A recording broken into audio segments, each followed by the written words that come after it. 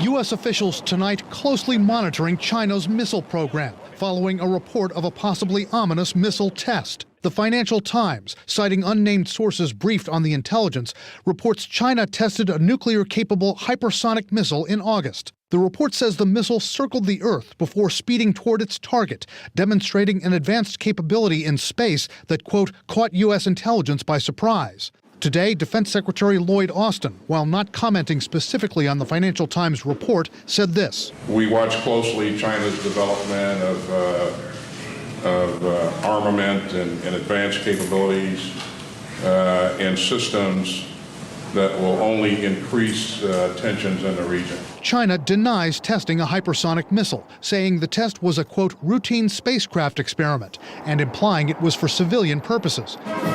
But analysts say if the report is correct, China's not only got a missile that can fly at 5 times the speed of sound and is more maneuverable than a standard ballistic missile. Because they're fast and they can avoid detection, they can decrease the amount of warning time we have and the amount of decision time that leaders have to respond in a crisis if hypersonic weapons are used. The idea that China might have fired a rocket into full orbit with this missile on it is disturbing to experts. If that's true, then we now have to start worrying about whether every Chinese satellite might not, in fact, be a disguised nuclear warhead. This is a very, very destabilizing development. This summer, it was reported that China began construction of what experts said were more than 100 new silos for intercontinental ballistic missiles in a western desert of China. What is very clear is that China is pushing to develop its nuclear capabilities, its strategic intercontinental capabilities, significantly beyond what has been the case for the last 4 decades, 5 decades.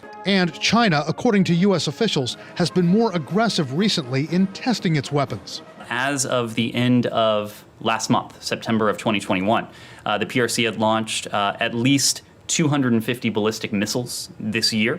But China's not alone in developing hypersonic missiles. The U.S. and Russia are also working on them. And recently, Kim Jong-un's regime claimed North Korea test-fired a hypersonic missile with a warhead that could detach and glide. Well, what I'm concerned about is an unconstrained ballistic missile and hypersonic missile race in East Asia in future years. We know there are military tensions between China and Japan, between the Koreas, between the United States and China. Experts are increasingly concerned about North Korea's hypersonic missile tests. Where did North Korea get the technology? Analysts say it's possible they could have gotten it from China or Russia, but they also say China and Russia have expressed concern over North Korea having that capability. So it's possible the North Koreans could have developed that hypersonic capability all on their own.